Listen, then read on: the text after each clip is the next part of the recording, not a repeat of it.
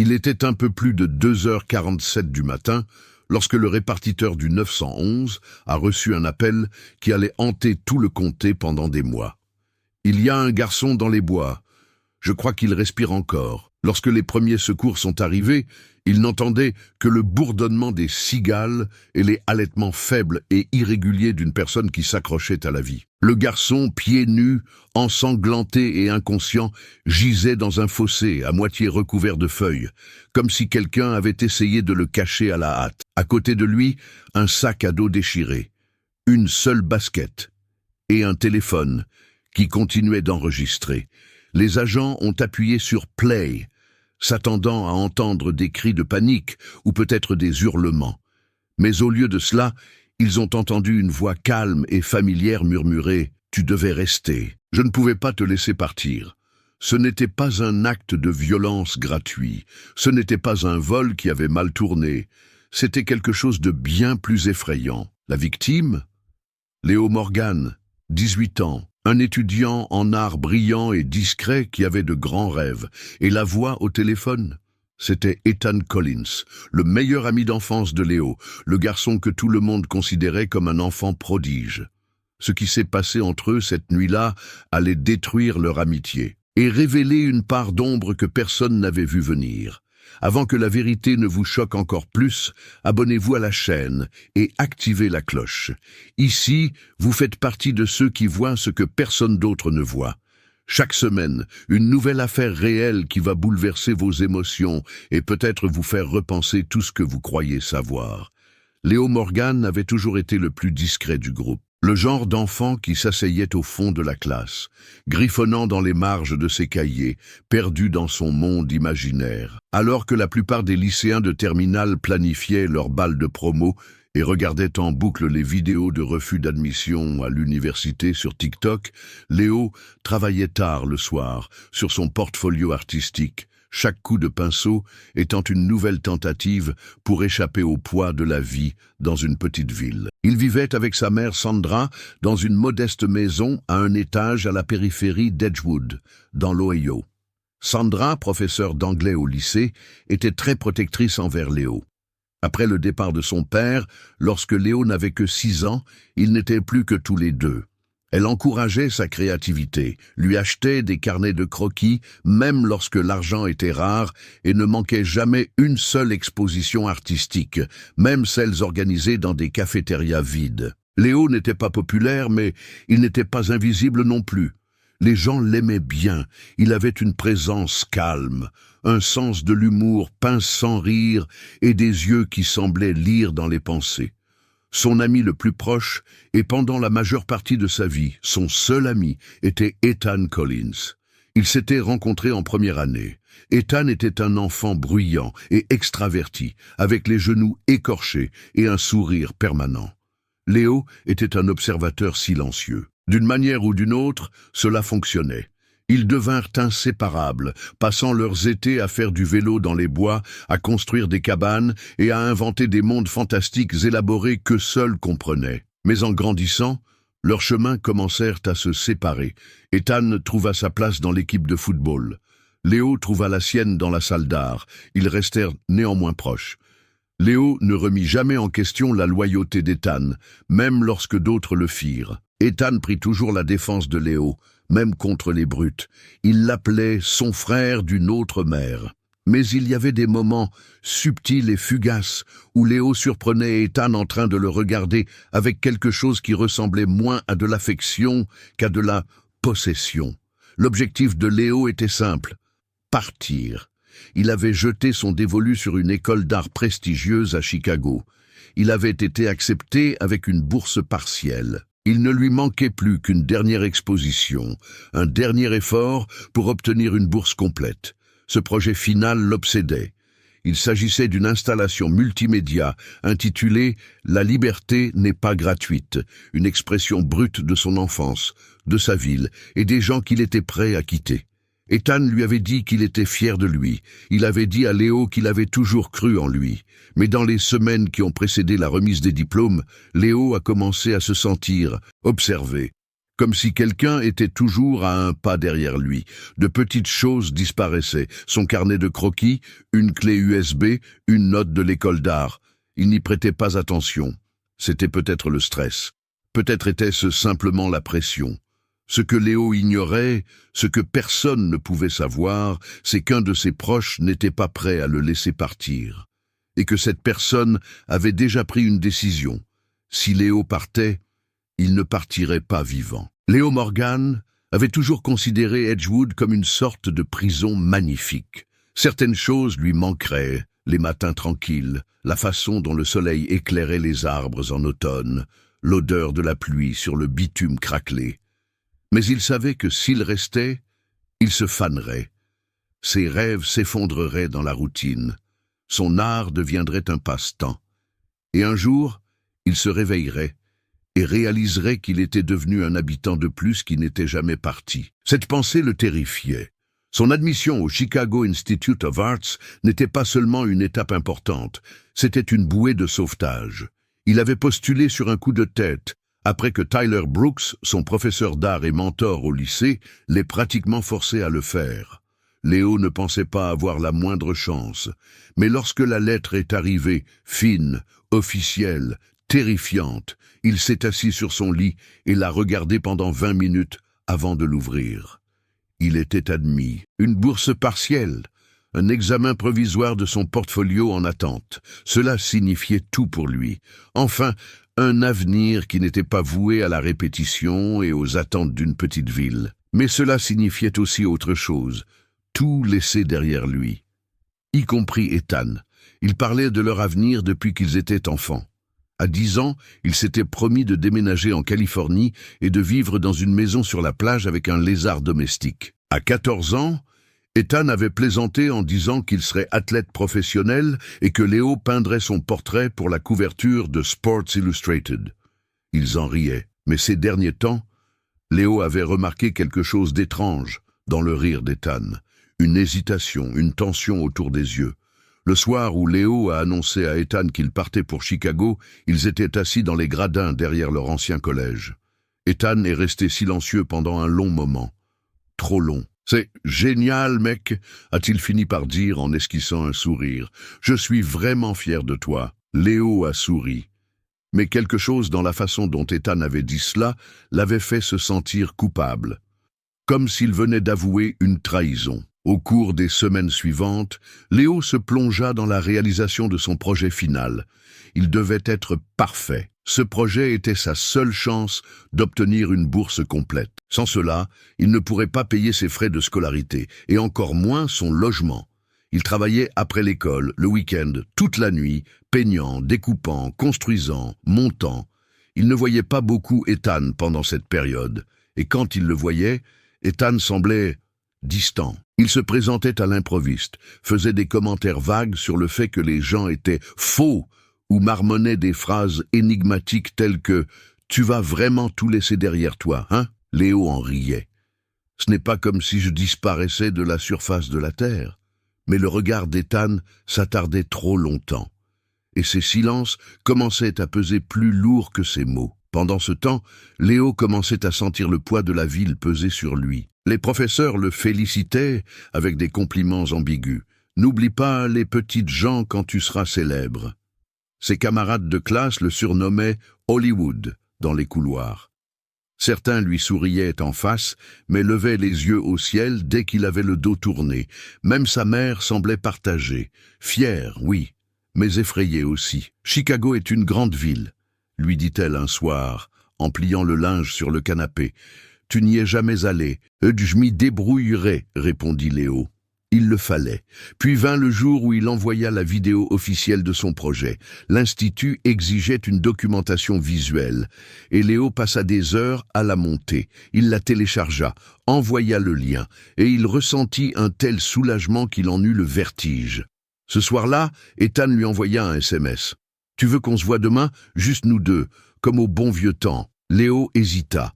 Il était épuisé. Il avait encore des préparatifs à faire. Mais quelque chose dans le message le titillait.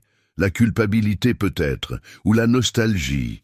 « Oui, » répondit-il. « D'accord. » Ils ont prévu de se retrouver le lendemain soir, après le feu de joie des terminales. Une dernière soirée.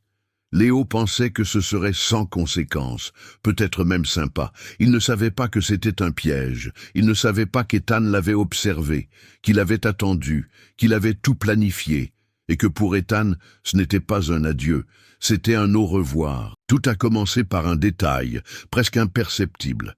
Léo cherchait un carnet de croquis bien précis, pas n'importe lequel, mais celui à la couverture en cuir rouge que sa mère lui avait offert à Noël dernier. Il contenait ses premières ébauches pour son projet de fin d'études, plein d'idées désordonnées et d'inspirations brutes. Il le gardait toujours dans le tiroir du bas de son bureau, sous une pile de vieux cahiers. Mais ce matin-là, il avait disparu. Il le chercha partout, sous son lit, dans sa voiture, à l'école. Rien. Au début, il s'en est voulu. Peut-être l'avait-il égaré dans le chaos des examens et de la semaine de remise des diplômes. Mais ensuite, sa clé USB a également disparu. Celle qui contenait l'intégralité du timelapse de son projet, ainsi qu'une sauvegarde de sa vidéo pour l'université. Elle était sur son bureau quand il est allé prendre sa douche. Quand il est revenu, elle avait disparu. Il a mis sa chambre sens dessus-dessous. Rien. Une fois de plus, il s'est convaincu que c'était juste le stress, le manque de sommeil. Mais lorsqu'il a consulté ses emails plus tard dans la soirée, quelque chose l'a glacé d'effroi. Sa candidature à l'Institut d'art avait été signalée, le lien vers la vidéo avait été désactivé, le fichier avait été supprimé. Pris de panique, il a appelé le service des admissions le lendemain matin. Une femme au ton calme et professionnel lui a expliqué qu'il n'avait reçu aucune sauvegarde ni mise à jour, et que s'il ne pouvait pas renvoyer sa candidature avant le lundi suivant, celle-ci serait retirée. Léo pouvait à peine respirer. Il avait sauvegardé la vidéo originale, mais pas le montage final. Cette version avait disparu avec la clé USB. Il allait devoir tout refaire depuis le début. Il s'est enfermé dans sa chambre tout le week-end pour refaire ce qui lui avait pris des semaines. Chaque heure était une course contre la montre. Et pendant tout ce temps, il avait le sentiment tenace que quelqu'un ne voulait pas qu'il réussisse. Le dimanche soir, il a reçu une lettre, pas d'enveloppe. Pas de timbre, juste un morceau de papier plié, glissé sous la porte d'entrée. Tu n'as pas ta place là-bas. Reste ici, où tu es en sécurité. Avant qu'il ne t'arrive quelque chose de grave. Il la montra à sa mère. Elle était horrifiée. « Nous allons aller voir la police », dit-elle. Mais Léo l'arrêta. « Non, si je vais voir la police maintenant, ils vont penser que j'exagère, et je ne peux pas me permettre d'être distrait en ce moment. » Il n'y prêta pas attention, ou du moins... Il essaya, mais il ne pouvait ignorer la fenêtre de sa chambre entr'ouverte un matin, alors qu'il était sûr de l'avoir fermée la veille. Ni le fait que son vélo avait été déplacé de l'autre côté du jardin, ni le petit X dessiné à l'arrière de son casier à l'école, à peine visible à moins de le chercher. Il commença à sentir des regards posés sur lui dans le couloir, des chuchotements, des pauses dans les conversations lorsqu'il entrait dans une pièce, et Ethan... Il était partout, il arrivait tôt à l'école, il traînait après les cours. Il se tenait devant le portail de Léo sans donner d'explication, toujours avec le sourire, toujours avec son charme habituel. Mais quelque chose avait changé, une raideur derrière le sourire, une froideur dans les yeux. Les gens sont bizarres ces derniers temps, dit Ethan un après-midi alors qu'ils rentrèrent de l'école. Ils ne sont pas contents que tu partes. Léo acquiesça lentement. Oui, j'ai remarqué. Ethan le regarda. Mais je suis content pour toi, tu le sais, n'est-ce pas? Léo hésita. Je crois. Cette nuit-là, quelqu'un sonna à la porte à 2h13 du matin. Lorsque Léo et sa mère arrivèrent à la porte, il n'y avait personne. Mais son carnet de croquis disparu gisait sur le paillasson, trempé par la pluie, les pages déchirées, certains dessins barrés au marqueur rouge. Ses mains tremblaient lorsqu'il le tenait. Sa mère le supplia à nouveau d'appeler la police. Mais Léo n'avait qu'une chose en tête, survivre jusqu'à lundi, soumettre la vidéo, obtenir la bourse. Ensuite, peut-être, il serait en sécurité. Il ne savait pas encore que quelqu'un avait déjà décidé que la date limite n'avait plus d'importance. Car il ne s'agissait plus d'art, il s'agissait de contrôle. Et le contrôle, pour quelqu'un comme Ethan, était tout. Cela devait être une fête. Les élèves de terminale du lycée Edgewood se sont réunis une dernière fois à Quarry Lake, un coin de bois isolé à la lisière de la ville où il était de tradition d'allumer des feux de joie. Un adieu à l'adolescence. Les gens riaient, buvaient, prenaient des photos floues qu'ils regarderaient un jour avec nostalgie. Léo a failli ne pas y aller. Il était épuisé. Il avait envoyé sa dernière vidéo quelques heures avant la date limite. Son corps était endolori par le manque de sommeil. Ses mains étaient encore tachées de peinture. Mais Ethan avait insisté. « Allez, mec, une dernière nuit, juste nous deux. » Léo avait cédé. Quand il était arrivé, le feu brûlait déjà. La musique résonnait dans un haut-parleur Bluetooth et des silhouettes se déplaçaient dans l'ombre, dansant, criant, se disant au revoir. Ethan l'avait accueilli avec un grand sourire et un gobelet rouge. Léo l'avait pris, avait bu une gorgée par politesse, puis l'avait rendu. Il n'était pas d'humeur à faire la fête. « Allons faire un tour », dit Ethan. « Il y a trop de bruit ici. » Léo hésita, puis acquiesça. Il devait bien ça à Ethan. Ils s'enfoncèrent dans les bois, empruntant un sentier étroit et lisse, tracé par des années de rébellion adolescente. Ils ne parlèrent pas. Ils marchèrent simplement, de plus en plus loin, jusqu'à ce que le bruit de la fête s'estompe derrière eux. Puis Ethan s'arrêta. « On est assez loin, » dit-il. Léo se tourna vers lui. « Qu'est-ce qui se passe ?» Ethan ne répondit pas. Au lieu de cela, il sortit quelque chose de sa veste, une petite lampe de poche, et l'éclairait directement sur le visage de Léo. « Tu me fais confiance ?» demanda-t-il. Léo cligna des yeux. « Quoi ?» Ethan s'approcha. « Réponds. Tu me fais confiance ?» Léo sentit sa gorge se serrer. « Bien sûr que oui, c'est alors que cela se produisit. » Ethan frappa. Rapidement, brutalement. La lampe torche heurta la tempe de Léo qui trébucha en arrière assommé. Le monde se mit à tourner. « Ethan !» halta-t-il. Un autre coup. Cette fois, à la mâchoire. Léo tomba au sol, les mains instinctivement sur la tête. « Je t'avais dit de ne pas partir !» grogna Ethan. Sa voix était basse, contrôlée, terrifiante. Léo essaya de ramper pour s'éloigner, mais Ethan l'attrapa par le col et le remit debout d'un coup sec. « Tu te crois meilleur que nous, meilleur que moi ?»« Je n'ai jamais dit ça », bredouilla Léo, la bouche remplie de sang. Ethan sortit un téléphone de sa poche et appuya sur « Enregistrer ». « Dis-le », murmura-t-il. « Dis-leur que tu as menti. Dis-leur que tu n'avais jamais eu l'intention de partir. » Léo secoua la tête, étourdi. « S'il te plaît. Ethan, arrête. » Mais Ethan ne s'arrêta pas. Il poussa Léo contre un arbre, lui donna un coup de poing dans l'estomac, puis lui donna un coup de pied alors qu'il s'effondrait au sol. « Tu devais rester », répéta Ethan, comme s'il s'agissait d'un script qu'il avait répété. « On devait tout faire ensemble, mais tu n'as pas pu t'en empêcher. » La vision de Léo se brouilla. Il sentit son corps glisser, comme s'il essayait de s'éteindre pour échapper à la douleur. Ses doigts grattaient la terre, cherchant quelque chose, n'importe quoi. Puis Ethan se pencha vers lui, son souffle chaud contre son oreille. « Je ne vais pas te tuer, dit-il, mais tu regretteras que je l'ai fait. » D'un dernier coup à la tête, le monde de Léo devint noir. 1 heure plus tard, 2 juniors de l'équipe de football se promenaient dans les bois, à la recherche d'un endroit où fumer un joint. Ils trouvèrent Léo à la place. Au début, ils pensèrent qu'il s'était évanoui. Un mauvais trip. Mais ensuite, ils virent le sang. Les ecchymoses. Le téléphone qui continuait d'enregistrer à côté de lui. Ils appelèrent le 911. Lorsque l'ambulance arriva, Léo respirait à peine. Il avait le crâne fracturé, la pommette cassée et 3 côtes fêlées. Les médecins ont déclaré que s'il avait été trouvé 30 minutes plus tard, il serait mort d'une hémorragie interne. Au feu de camp, personne n'avait remarqué l'absence d'Ethan. Ce n'est que le lendemain matin que les gens ont commencé à se demander où il était. Ses parents ont dit qu'il n'était jamais rentré à la maison. Sa voiture avait disparu. Son téléphone était éteint. Il s'était volatilisé. Tout ce qui restait, c'était le téléphone qu'il avait utilisé pour tout enregistrer, et l'enregistrement audio terrifiant que la police allait découvrir plus tard. La voix de Léo, faible, suppliante, la voix d'Ethan, calme et cruelle. Et à la toute fin, juste avant que le téléphone ne soit coupé, « Tu as toujours été à moi ». La nouvelle de ce qui était arrivé à Léo Morgan frappa Edgewood comme un coup de tonnerre. En quelques heures, l'histoire se répandit dans les groupes de discussion, sur Facebook et dans les journaux locaux. Un lycéen retrouvé battu dans les bois après sa fête de fin d'année.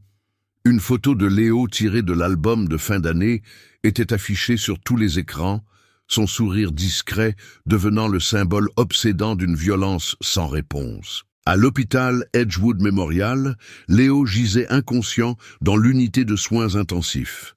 Des tubes étaient enfoncés dans son nez et ses bras. Son visage était tellement enflé qu'il était méconnaissable. Sandra Morgan, sa mère, ne quittait pas son chevet.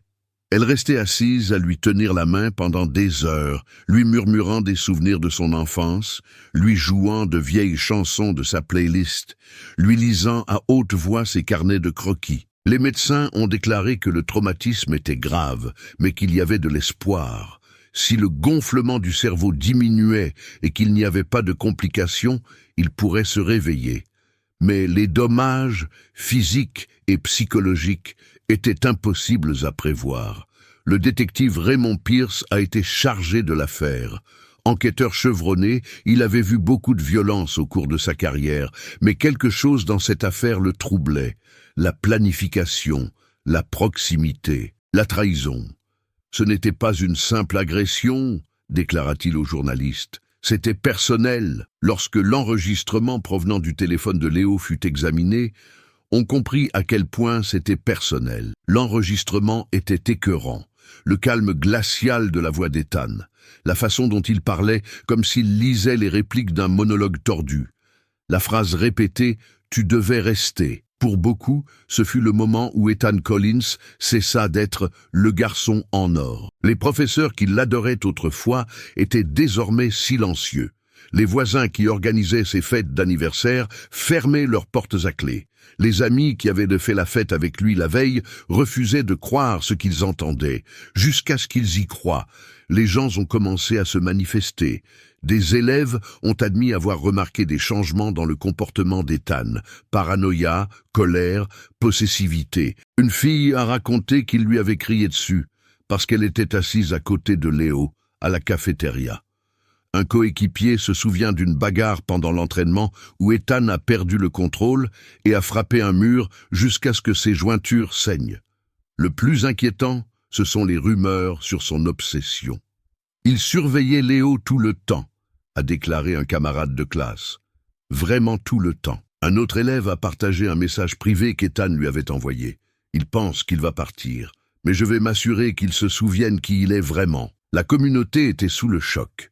Edgewood s'était toujours enorgueilli d'être un endroit sûr et soudé, le genre d'endroit où tout le monde connaissait votre nom. Mais désormais, les parents serraient leurs enfants plus fort, les enseignants surveillaient leurs élèves et les élèves chuchotaient dans les couloirs, les yeux écarquillés. Une question restait en suspens. Comment personne n'avait-il rien vu venir? Au fur et à mesure que l'enquête avançait, les enquêteurs découvrirent des indices plus troublants. Dans la chambre d'Ethan, qui était autrefois son sanctuaire rempli de trophées, de médailles et de photos de football encadrées, ils trouvèrent autre chose.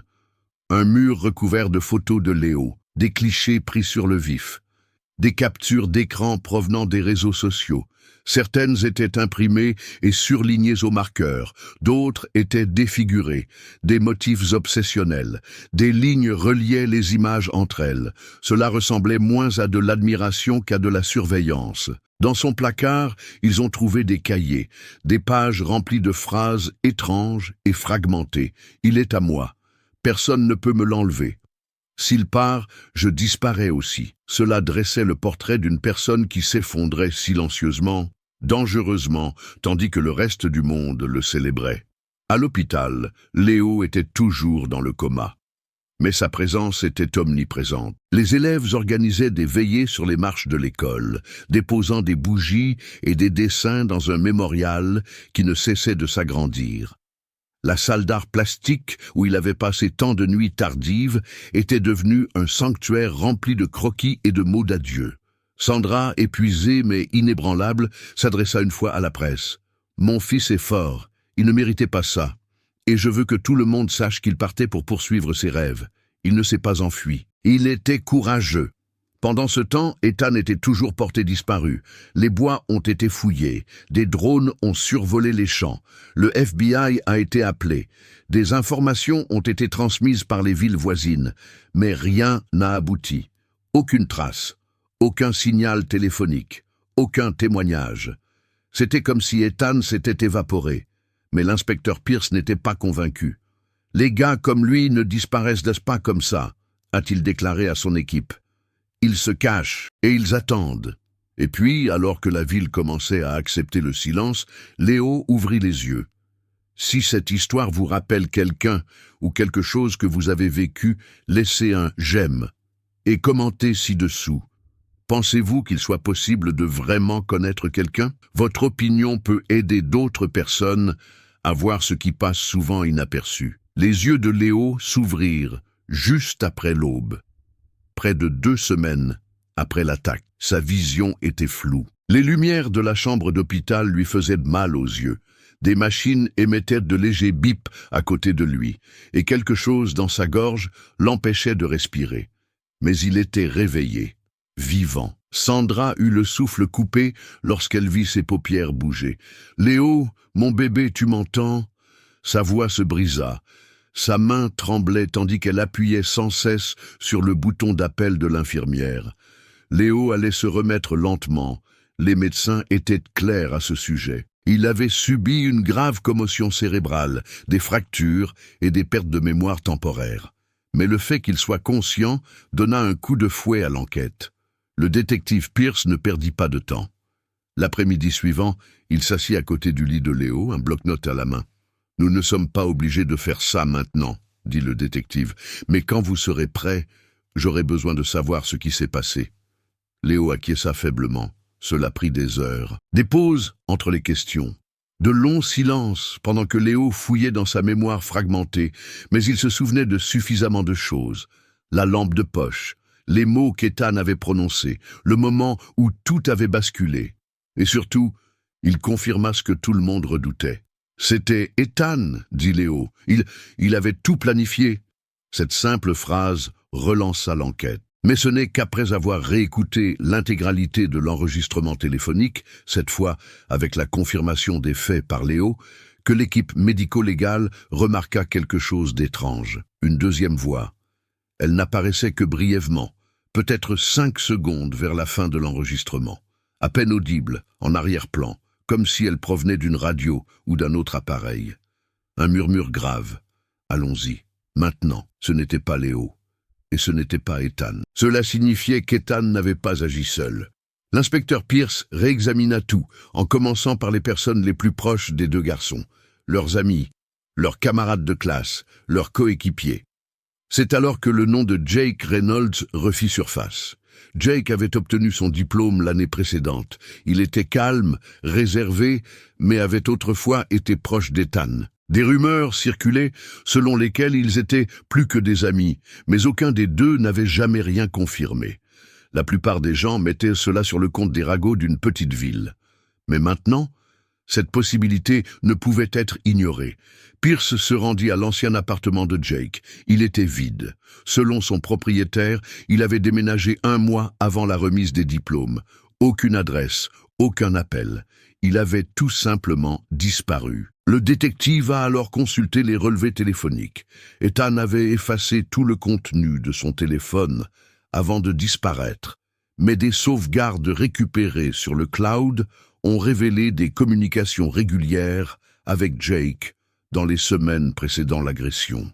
Des SMS, des mémos vocaux, des partages de position, et puis plus rien. Un silence total après la nuit du feu de joie. C'était clair, Jake savait quelque chose.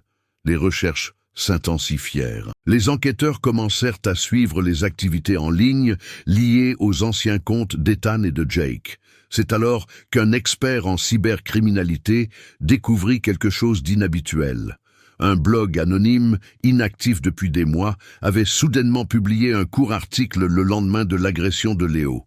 Le blog n'avait aucun abonné, aucun commentaire, aucun nom. Mais l'adresse IP était locale. Le message disait « Parfois, il faut faire du mal à ceux qui vous font trop de bien, avant qu'ils n'oublient que vous existez. Une image était jointe au message. C'était la photo d'un arbre, seul, au milieu d'un bois. À ses pieds, un seul carnet de croquis rouges. L'équipe du détective Pierce a retracé les métadonnées de la photo. Elle avait été prise la nuit du feu de joie, à Quarry Lake, et celui qui l'avait prise était là, en train d'observer. Il ne s'agissait plus seulement d'Ethan. Il y avait un deuxième acteur, peut-être quelqu'un de plus dangereux, quelqu'un qui restait dans l'ombre pendant qu'Ethan endossait toute la responsabilité. Pour Pierce, l'affaire avait pris une autre tournure. Ce n'était plus seulement une histoire d'obsession, c'était un complot, et la clé pour le démêler se cachait à la vue de tous. Le détective Raymond Pierce était assis dans son bureau, fixant à nouveau le message anonyme publié sur le blog, l'image, la légende. Ce n'était pas seulement effrayant, c'était calculé. Quelqu'un jouait avec eux. Il appela son équipe et commença à relier les points entre Ethan Collins et Jake Reynolds. Ils passèrent au crible les dossiers scolaires, les ordinateurs de la bibliothèque et même les vidéos de surveillance des cafés locaux. C'était un travail lent, mais méthodique. Puis, une avancée décisive vint d'un endroit inattendu. Tyler Brooks, le professeur d'art de Léo, se présenta à l'improviste au commissariat. « Je crois que je sais quelque chose », dit-il. Tyler expliqua qu'un an auparavant, il avait surpris une étrange dispute dans la salle d'art plastique. Ethan et Jake se disputaient. Il était tard, après les cours. Ils ne savaient pas que Tyler était encore dans son bureau. J'ai entendu Ethan dire « Il ne me regarde même pas comme il te regarde ». À l'époque, Tyler n'y avait pas prêté attention. Des histoires d'ados, des émotions. Mais maintenant, cela ressemblait à de la jalousie. Une jalousie profonde et dangereuse. Tyler a également révélé que Jake lui avait un jour demandé de l'aider à créer une installation numérique pour un projet secret. Le projet n'avait jamais abouti, mais le concept le dérangeait. Une galerie virtuelle de visages déformés, tous ressemblant à Léo.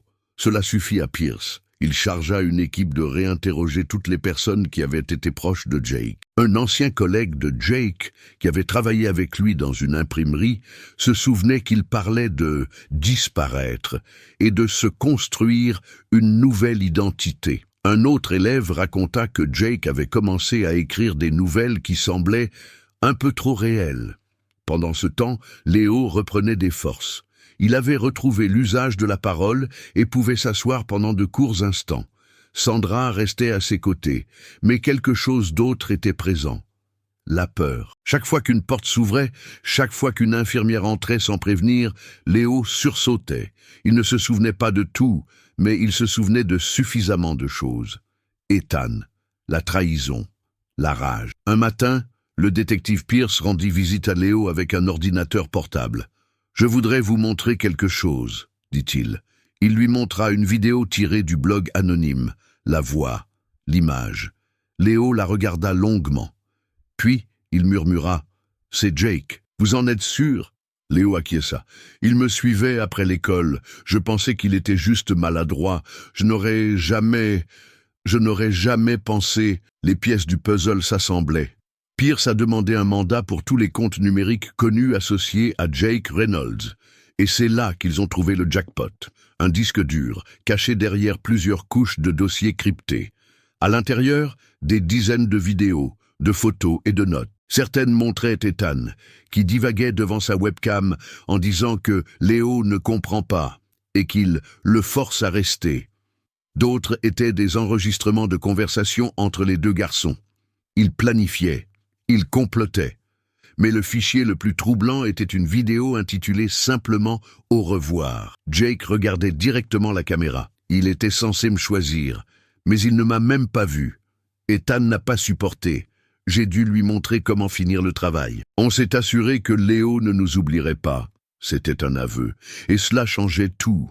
Le détective Pierce lança une chasse à l'homme dans toute la région pour retrouver Jake Reynolds. Des barrages routiers furent mis en place. Les stations de transport en commun ont été alertées. Son visage a été diffusé sur les écrans d'information. Mais Pierce savait quelque chose de plus profond. Jake n'irait pas loin. Les gens comme Jake ne fuient pas. Ils reviennent. Ils attendent. Il a donc tendu un piège. Avec l'aide de Tyler, ils ont organisé un faux événement artistique, une exposition en l'honneur de Léo pour récolter des fonds pour ses études. Ils ont fait juste assez de publicité. Le nom de Léo, son histoire, son rétablissement, tout était à nouveau à la une des journaux. Puis, le soir de l'événement, une ombre est apparue à l'entrée de la galerie. Grande, cagoulée. Elle observait. Un policier déguisé en invité l'a suivi jusqu'au parking. Lorsqu'il a ouvert la portière d'une berline argentée, ils ont bondi. Jake Reynolds, ne bougez pas, il n'a pas résisté. Il a simplement souri et a dit « Je me demandais quand vous alliez venir ». L'arrestation de Jake Reynolds a de nouveau secoué Edgewood, mais cette fois, ce n'était pas la confusion qui régnait, mais la confrontation. L'adolescent calme et renfermé, auquel personne ne prêtait vraiment attention, était désormais complice d'un crime qui avait failli coûter la vie à un garçon. Jake a d'abord refusé de voir un avocat. Lors de ses interrogatoires avec l'inspecteur Pierce, il s'est exprimé avec un calme déconcertant, répondant aux questions comme s'il décrivait l'intrigue d'un roman qu'il avait lu. « Je n'ai pas fait de mal à Léo », a insisté Jake. « C'était Ethan. Mais je l'ai aidé à comprendre ce qu'il fallait faire. » Pierce s'est penché en avant. « Tu as planifié tout ça. Tu lui as donné le plan. » Jake a souri. « Il allait perdre Léo. Je l'ai juste aidé à s'accrocher. » L'accusation a monté son dossier avec soin. Entre les preuves numériques trouvées sur le disque dur de Jake, l'enregistrement sur le téléphone de Léo et le témoignage de Léo lui-même, le puzzle était complet. Il manquait toutefois une pièce essentielle, Ethan Collins. Cela faisait maintenant près d'un mois qu'il avait disparu. Aucun contact, aucune utilisation de carte de crédit, aucun témoignage confirmé. À toutes fins utiles, il s'était volatilisé. Mais Jake n'a jamais qualifié Ethan de disparu. « Il est là où il doit être », avait-il déclaré de manière énigmatique. « Il attend ». Cette remarque avait mis le feu aux poudres chez Pierce et son équipe. Ils avaient revisité tous les endroits connus où Ethan avait des liens. Anciens campings, parents éloignés, même des propriétés abandonnées appartenant à la famille élargie. Une piste les avait menés à une cabane de chasse rurale, à 2 heures de Edgewood, appartenant au grand-père d'Ethan, décédé depuis des années. Lorsque les agents arrivèrent, la porte d'entrée était verrouillée. Personne ne répondait. À l'intérieur, ils trouvèrent des signes d'occupation récente, des conserves, un lit de camp, un réchaud, et, dans un coin de la pièce, un croquis de Léo, à moitié brûlé dans une poubelle. Ils mirent la cabane sous surveillance. 2 nuits plus tard, une ombre se déplaça entre les arbres. Ethan Collins est sorti dans la clairière, ignorant que 2 agents avaient déjà encerclé la cabane. Il était plus maigre, plus pâle. Sa confiance habituelle avait fait place à la paranoïa. Lorsque les agents se sont approchés, Ethan s'est enfui, mais il n'est pas allé loin. Une brève poursuite s'est terminée par son plaquage au sol, où il criait de manière incohérente qu'il allait arranger les choses. Il a été arrêté et transporté à Edgewood au milieu de la nuit. La ville s'est réveillée avec les gros titres suivants. Ethan Collins en détention, des accusations complètes attendues dans l'affaire Léo Morgan. À l'hôpital, Léo regardait les informations en silence. Il n'avait pas beaucoup parlé d'Ethan depuis son réveil. Ses séances de thérapie étaient intenses. Reconstruire la confiance, retrouver un sentiment de sécurité, tout cela prenait du temps. Mais lorsque Sandra lui demanda comment il se sentait en revoyant Ethan, Léo répondit simplement « Je ne pense pas que je cesserai jamais de sentir son regard sur moi ». Le procès fut rapidement programmé. En raison de l'attention médiatique, il fut transféré dans une ville voisine, mais cela n'empêcha pas les habitants d'Edgewood de se rassembler devant le tribunal, brandissant des pancartes sur lesquelles on pouvait lire « Justice pour Léo » et « Protéger nos enfants ». À l'intérieur de la salle d'audience, Léo entra à l'aide d'une canne. Il portait un costume bleu foncé. Son visage, encore marqué par des ecchymoses qui s'estompaient, était calme mais déterminé. Il prit la parole le 3e jour. La salle était silencieuse, tandis qu'il racontait son histoire. Comment ils s'étaient rencontrés en première année. Comment Ethan était devenu son meilleur ami. Comment cette amitié s'était transformée en contrôle, en peur, puis en violence. « Je pensais que je l'aidais », a déclaré Léo. Je pensais qu'il avait peut-être juste besoin de quelqu'un qui croit en lui. Mais je ne savais pas qu'il croyait que je lui appartenais. Il parlait lentement, s'arrêtant parfois pour reprendre son souffle. La salle d'audience écoutait, captivée. Personne ne bougeait. Puis l'accusation a diffusé l'enregistrement provenant du téléphone. Une nouvelle fois. Mais cette fois-ci, dans son intégralité, avec les voix d'Ethan et de Jake identifiées. Lorsque les derniers mots ont résonné dans la salle d'audience, « Tu as toujours été à moi », un frisson a parcouru l'assistance. La défense tenta d'invoquer l'instabilité mentale. Elle dépeignit Ethan comme un jeune perturbé, manipulé par Jake, sans traitement médical et dépassé par les événements. L'équipe de défense de Jake affirma qu'il n'avait jamais eu l'intention de nuire, qu'il pensait qu'il s'agissait d'une mise en scène, d'un test de loyauté qui avait dégénéré. Mais personne n'y crut. Le jury ne délibéra que 4 heures. Ethan Collins a été reconnu coupable de tentative de meurtre, d'agression aggravée, de complot, de séquestration et d'utilisation d'un dispositif d'enregistrement dans le cadre d'un crime violent. Jake Reynolds a été reconnu coupable de complot criminel, de complicité, de cyberharcèlement et d'entrave à la justice. Ils ont tous deux été condamnés à une peine totale de 46 ans de prison, Ethan à 30 ans et Jake à 16 ans. Lorsque le verdict a été rendu, Léo est resté immobile. Lorsque le juge lui a demandé s'il avait quelque chose à dire, il s'est levé lentement et s'est tourné vers la cour. « J'ai passé beaucoup de temps à me demander pourquoi cela était arrivé », a-t-il déclaré. « Je n'aurai peut-être jamais de réponse. Mais je sais une chose, survivre ne signifie pas que je suis brisé. Cela signifie que je suis toujours là.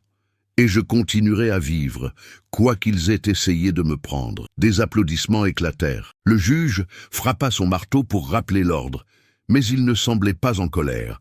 À l'extérieur du tribunal, la foule était en effervescence. Journalistes, camarades de classe, inconnus, tous voulaient parler à Léo. Mais il ne s'arrêta pour personne. Il se dirigea vers sa mère, la serra fort dans ses bras et murmura « C'est fini ». Les répercussions du procès se sont propagées à Edgewood comme une onde de choc. Les gens parlaient à voix basse, comme si prononcer le nom d'Ethan trop fort risquait de faire réapparaître son ombre. Le quarterback, autrefois adulé et enfant prodige, était désormais un exemple à ne pas suivre, et son nom était devenu synonyme de trahison et d'horreur. À Edgewood High, des conseillers ont été appelés. Les enseignants ont été formés pour repérer les premiers signes de comportement possessif et de manipulation émotionnelle. Inspirés par le courage de Léo, plusieurs élèves ont commencé à parler de leurs propres expériences, des histoires discrètes de pression, d'obsession et d'isolement qu'ils n'avaient jamais osé partager auparavant. L'école a peint une fresque en l'honneur de Léo. Son style de dessin caractéristique a été reproduit par des dizaines d'élèves sur un long mur de briques, représentant une silhouette marchant vers un horizon lointain et lumineux. En dessous, en lettres majuscules, on pouvait lire « Continue ». La communauté, encore sous le choc, s'est retrouvée divisée dans les semaines qui ont suivi le verdict. Certains avaient du mal à concilier l'Ethan qu'ils connaissaient avec le monstre révélé au tribunal. « J'ai entraîné ce garçon depuis qu'il avait 10 ans, a déclaré M. Larkin, le professeur de sport. Il aidait à installer les cônes avant l'entraînement. Je lui aurais confié mes propres enfants. Une de d'autres était moins partagée. Il était toujours trop intense, a déclaré Alicia Dunn, une ancienne camarade de classe. S'il t'aimait, c'était trop. S'il ne t'aimait pas, c'était comme si tu n'existais pas. » Le cas de Jake a suscité un malaise d'un autre genre. Son caractère discret lui avait permis d'agir dans l'ombre, tel un fantôme rôdant à la lisière de la Seine. Beaucoup dans la ville ont reproché au système d'avoir manqué les signes, les écrits étranges, le comportement obsessionnel masqué sous une apparence artistique. Les parents de Jake, qui avaient quitté la ville peu après le début du procès, ont publié un bref communiqué. « Nous sommes dévastés par les actes de notre fils. Nous prions pour le rétablissement de Léo et pour la paix de toutes les personnes touchées. » La famille d'Ethan était moins loquace. Sa mère refusait de parler à la presse, mais les voisins murmuraient qu'elle n'avait pas quitté sa maison depuis des jours. Son père, qui avait déménagé il y a des années, avait été vu une fois au tribunal, mais n'était jamais revenu. Le détective Raymond Pierce, dont la persévérance avait permis de monter le dossier, a été salué comme un héros local. Il est toutefois resté fidèle à son message. Ce n'était pas seulement un crime, a-t-il déclaré lors d'une interview. C'était un signal d'alarme, pour nous tous, sur les dangers de ce que nous ne disons pas, de ce que nous ignorons. Pour Léo, l'attention médiatique était écrasante. Son nom était partout, dans les médias, sur les réseaux sociaux, dans les campagnes de sensibilisation. Les gens le qualifiaient de courageux, de survivant, de symbole de résilience. Mais Léo ne se sentait pas du tout comme ça. Certaines nuits, il se réveillait en sueur, la voix d'Ethan résonnant dans ses oreilles. D'autres fois, il entrait dans une pièce et sentait tous les regards posés sur lui, attendant, analysant. La célébrité, même réticente, avait un prix. Pourtant, Léo refusait de disparaître. Il retourna à l'école à temps partiel, se concentrant sur sa rééducation et son art. Ses mains, autrefois tremblantes, commencèrent à se stabiliser. Il se remit à peindre, d'abord en secret, puis pour les autres. Lors d'une exposition organisée par Tyler Brooks, il dévoila sa première œuvre publique depuis l'agression. C'était un autoportrait, mais pas celui du garçon brisé. C'était celui du garçon qui se relevait. Les tons sombres se fondaient en couleurs vives. Les ombres se fondaient dans la lumière. L'expression n'était pas souriante, mais elle n'était pas non plus vaincue. Elle observait, consciente, éveillée. La foule est devenue silencieuse lorsque l'œuvre a été dévoilée. Puis des applaudissements ont retenti. Longtemps après, Léo est resté devant le tableau, ne sachant pas trop quoi ressentir. Les gens passaient devant, le louant. Certains pleuraient, d'autres demandaient à l'intervieweur. Mais il n'avait Dieu que pour une seule chose. Il avait créé quelque chose, et c'était à lui. De l'autre côté de la pièce, Sandra observait son fils avec un mélange de fierté et de chagrin. Elle avait été son point d'ancrage tout au long de cette épreuve. Mais même les ancres peuvent se noyer dans des tempêtes suffisamment violentes. En privé, elle pleurait encore. Elle se reprochait toujours de ne pas avoir vu ce qu'Ethan était devenu. De ne pas avoir éloigné Léo plus tôt, mais Léo lui répondait toujours la même chose. « Tu m'as sauvé, c'est tout ce qui compte. » Quelques semaines plus tard, une lettre est arrivée chez Léo. Elle provenait du Chicago Institute of Arts. Il avait obtenu une bourse d'études complète. Il faisait référence à la vidéo qu'il avait envoyée, à son portfolio et à sa récente exposition.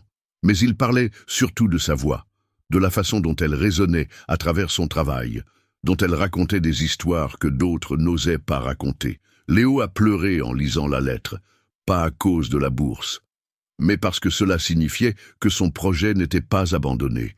Son rêve ne lui avait pas été volé. Malgré tout, il continuait d'avancer. Lors de la remise des diplômes, il a traversé la scène en boitant légèrement, mais la tête haute. Lorsque son nom a été appelé, la salle a éclaté en acclamations. Ses camarades se sont levés, les professeurs ont applaudi. Même des inconnus venus uniquement pour voir le garçon qui a survécu ont applaudi. Léo n'a pas salué. Il ne s'est pas incliné. Il a simplement souri, pris son diplôme et quitté la scène, le regard tourné vers l'avenir. À ce moment-là, il n'était plus une victime, il était l'avenir. Ce qui est arrivé à Léo Morgan n'était pas seulement un crime, c'était une révélation, un miroir tendu devant les dangers silencieux qui peuvent se développer sans contrôle dans l'ombre de la vie quotidienne. Cela a obligé toute une ville à affronter la vérité inconfortable que la violence ne porte pas toujours un masque. Parfois, elle vous sourit de l'autre côté de la table du déjeuner. Parfois, elle vous raccompagne chez vous après l'école. Parfois, elle grandit avec vous. Ethan Collins était le garçon d'à côté, celui qui aidait à porter les courses, qui faisait rire les professeurs, qui défendait ses amis contre les brutes à l'école primaire. Personne n'aurait jamais imaginé que ce même garçon s'en prendrait à la personne qu'il prétendait aimer le plus au monde. Et c'était le plus troublant, pas seulement la brutalité de l'agression, mais l'intimité qui se cachait derrière. Cela a amené les gens à se poser des questions difficiles. Combien de signaux d'alerte ont été ignorés parce qu'ils provenaient d'une personne familière? Combien d'occasions d'intervenir ont été ignorées parce que le danger ne semblait pas réel? La communauté a pris conscience que le contrôle et l'obsession se cachent souvent sous une apparence de proximité, que l'amour peut se transformer en possession, que la protection peut se muer en manipulation. Edgewood a commencé à changer. Des ateliers sur l'intelligence émotionnelle, les limites et les relations saines ont été mis en place au lycée. Les enseignants ont reçu une formation supplémentaire. Des conseillers ont été engagés pour aider les élèves à surmonter leur traumatisme et non pas simplement y réagir. Et les parents ont commencé à écouter plus attentivement, à poser de meilleures questions. Pas seulement « ça va », mais « te sens-tu en sécurité avec les personnes qui t'entourent ?» L'histoire de Léo leur a appris à tous quelque chose d'essentiel. Il n'est pas nécessaire de voir des bleus pour qu'il y ait maltraitance. Parfois, les blessures les plus douloureuses sont psychologiques, celles qui vous convainquent que partir est une trahison ou que la peur est une forme d'amour. Les témoignages devant le tribunal ont révélé plus que les simples faits de l'affaire. Ils ont mis au jour une culture du silence, une culture qui ignore les signes avant-coureurs parce que parler revient à trahir. Mais le silence, au final, a failli coûter la vie à un jeune homme. Léo a survécu, mais pas parce que le système l'a protégé. Il a survécu parce qu'il s'est battu pour être entendu, même après avoir été réduit au silence.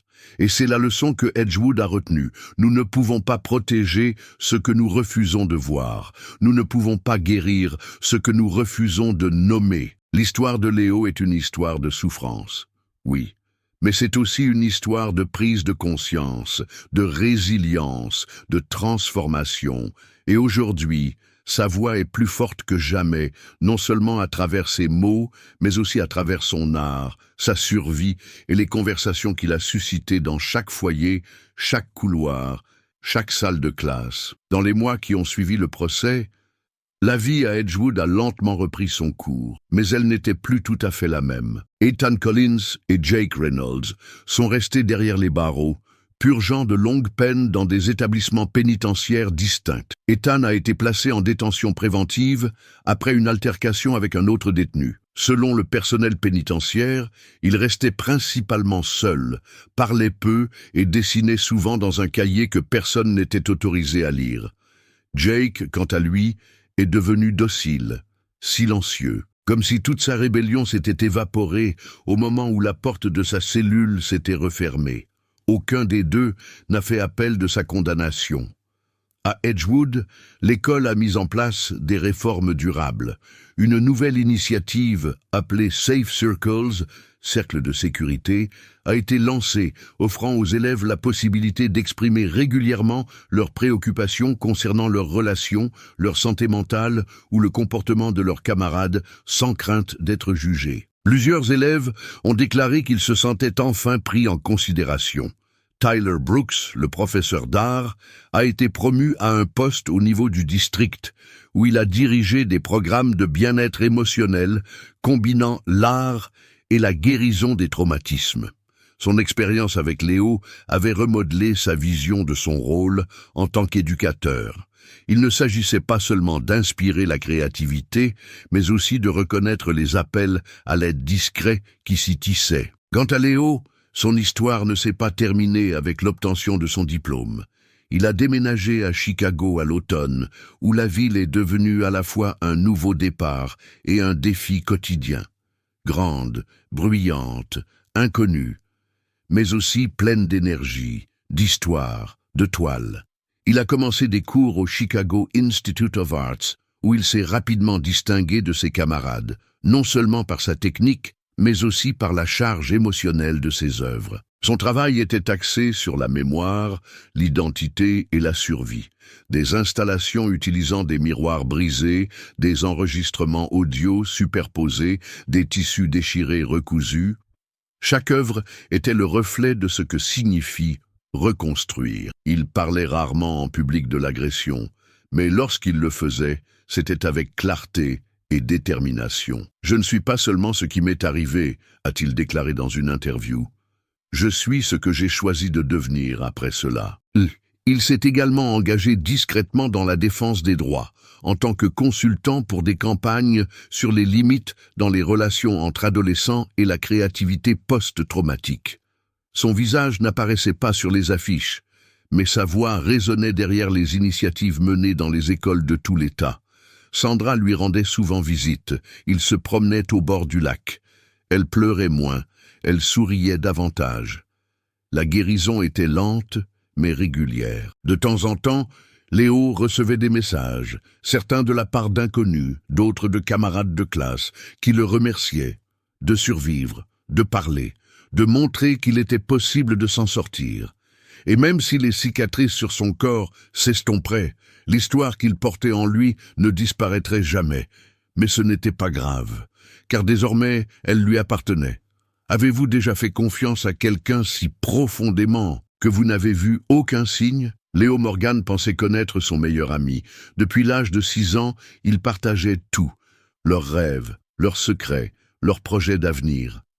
Mais cette nuit-là, au fond des bois, la vérité a éclaté, et cela a failli lui coûter la vie. Si vous avez lu jusqu'ici, c'est parce que cette histoire vous a touché. Peut-être vous a-t-elle mis mal à l'aise, peut-être vous a-t-elle fait réfléchir, ou peut-être, comme Léo, vous êtes-vous demandé « Est-ce que je connais vraiment les gens qui m'entourent ?» C'est maintenant à vous de vous exprimer. Si cette histoire vous a ému, même un peu, cliquez sur « J'aime ».